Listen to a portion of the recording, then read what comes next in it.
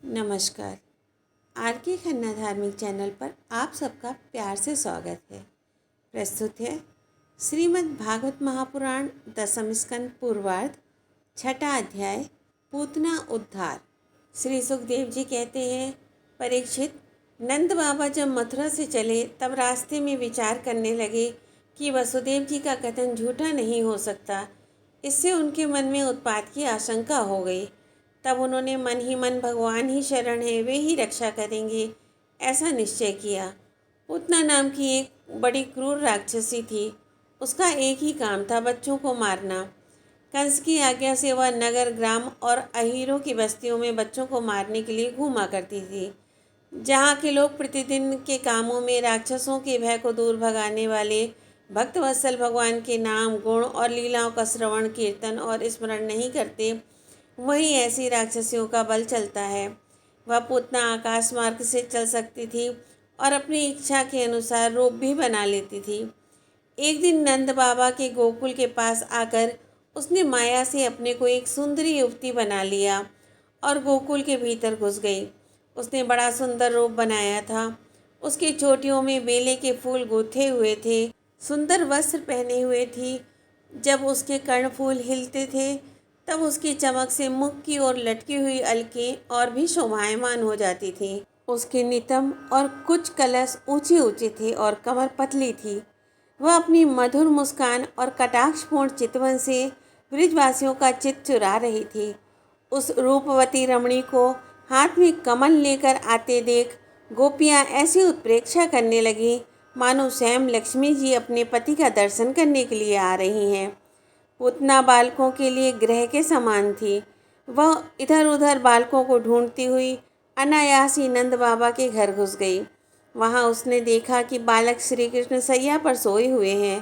परीक्षित, भगवान श्री कृष्ण दुष्टों के काल हैं, परंतु जैसे आग राख की ढेरी में अपने को छिपाए हुए हो, वैसे ही उस समय उन्होंने अपने प्रचंड तेज को छिपा रखा था। भगवान श्री कृष्ण चर अचर सभी प्राणियों की आत्मा हैं। इसीलिए उन्होंने उसी क्षण जान लिया कि यह बच्चों को मार डालने वाला पूतना ग्रह है और अपने नेत्र बंद कर लिए। जैसे कोई पुरुष भ्रमवश सोए हुए सांप को रस्सी समझ उठा ले, वैसे ही अपने काल रूप भगवान श्री कृष्ण को पूतना ने अपनी गोद में उठा लिया। मखमली म्यान के भीतर छिपी हुई तीखी धार वाली तलवार के समान पूतना का हृदय तो बड़ा कुटिल था, किंतु ऊपर से वह बहुत मधुर और सुंदर व्यवहार कर रही थी। देखने में वह एक भद्र महिला के समान जान पड़ती थी। इसीलिए रोहिणी और यशोदा जी ने उसे घर के भीतर आई देखकर भी उसकी सौंदर्य प्रभा से हतप्रतिभ सी होकर कोई रोक टोक नहीं की, चुपचाप खड़ी खड़ी देखती रही।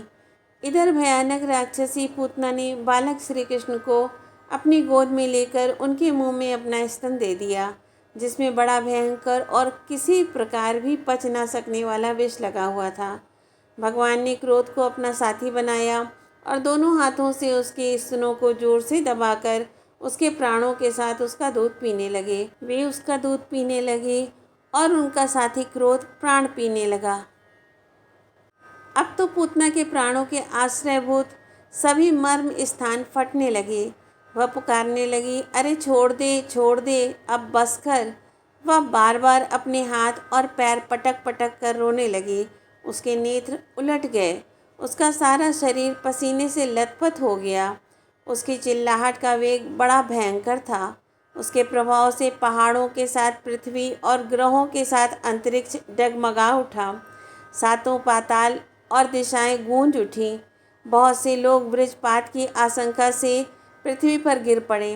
परीक्षित, इस प्रकार निशाचरी पूतना के स्तनों में इतनी पीड़ा हुई कि वह अपने को छिपा न सकी। राक्षसी रूप में प्रकट हो गई।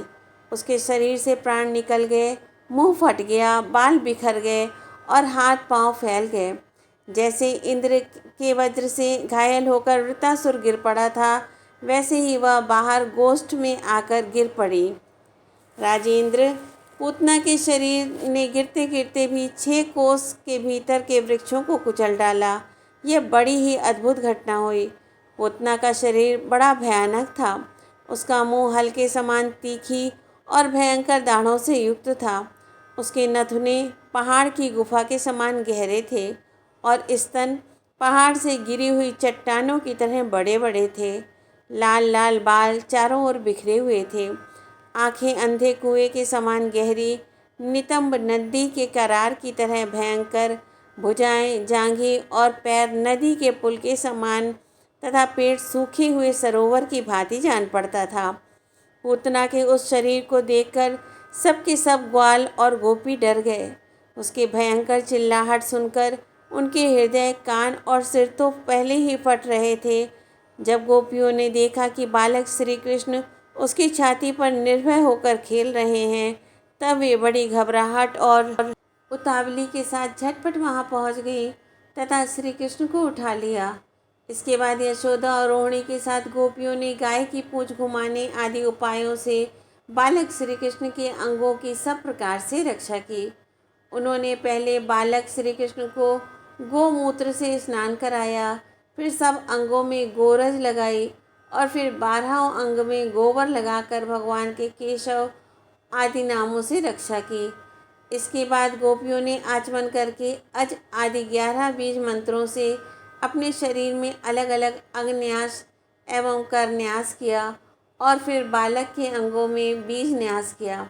वे कहने लगी, अजन्मा भगवान तेरे पैरों की रक्षा करें, मणिमान घुटनों की, यज्ञ पुरुष जांघों की, अच्युत कमर की, हैग्रीव पेट की, केशव हृदय की, ईश वक्ष स्थल की, सूर्यकंठ की, विष्णु बाहों की, उरुक्रम मुख की और ईश्वर सिर की रक्षा करे। चक्रधर भगवान रक्षा के लिए तेरे आगे रहें, गदाधारी श्री हरि पीछे, क्रमशः धनुष और खड्ग धारण करने वाले भगवान मधुसूदन और अजन दोनों बगल में, शंखधारी उरुगाय चारों कोनों में, उपेंद्र ऊपर, हलधर पृथ्वी पर और भगवान परम पुरुष तेरे सब ओर रक्षा के लिए रहें।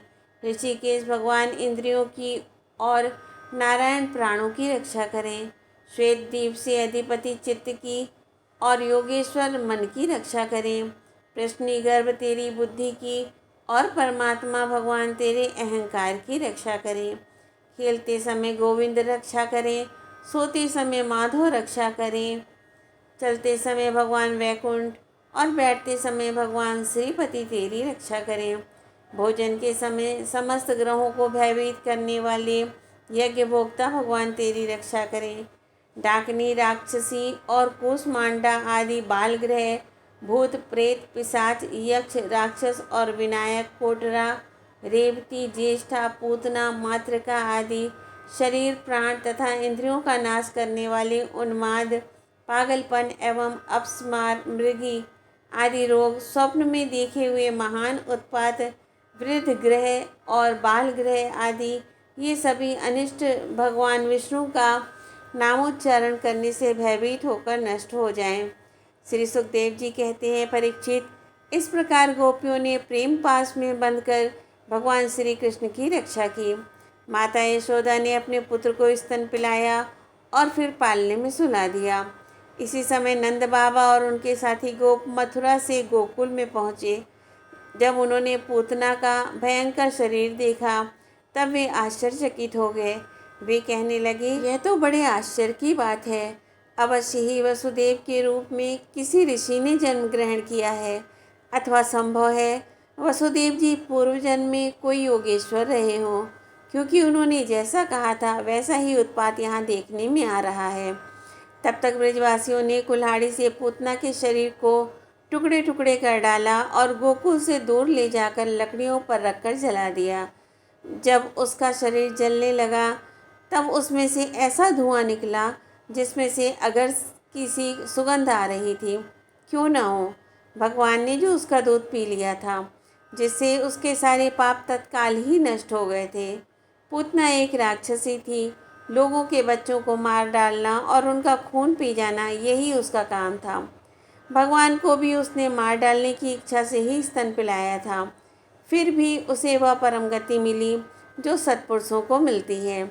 ऐसी स्थिति में जो परब्रह्म परमात्मा भगवान श्री कृष्ण को श्रद्धा और भक्ति से माता के समान अनुराग पूर्वक अपनी प्रिय से प्रिय वस्तु और उनको प्रिय लगने वाली वस्तु समर्पित करते हैं, उनके संबंध में तो कहना ही क्या है। भगवान के चरण कमल सबकी वंदनीय, ब्रह्मा, शंकर और देवताओं के द्वारा भी वंदित हैं। वे भक्तों के हृदय की पूंजी हैं। उन्हीं चरणों से भगवान ने पूतना का शरीर दबाकर उसका स्तनपान किया था। माना कि वह राक्षसी थी, परंतु उसे उत्तम से उत्तम गति जो माता को मिलनी चाहिए प्राप्त हुई। फिर जिनके स्तन का दूध भगवान ने बड़े प्रेम से पिया, उन गौओं और माताओं की तो बात ही क्या।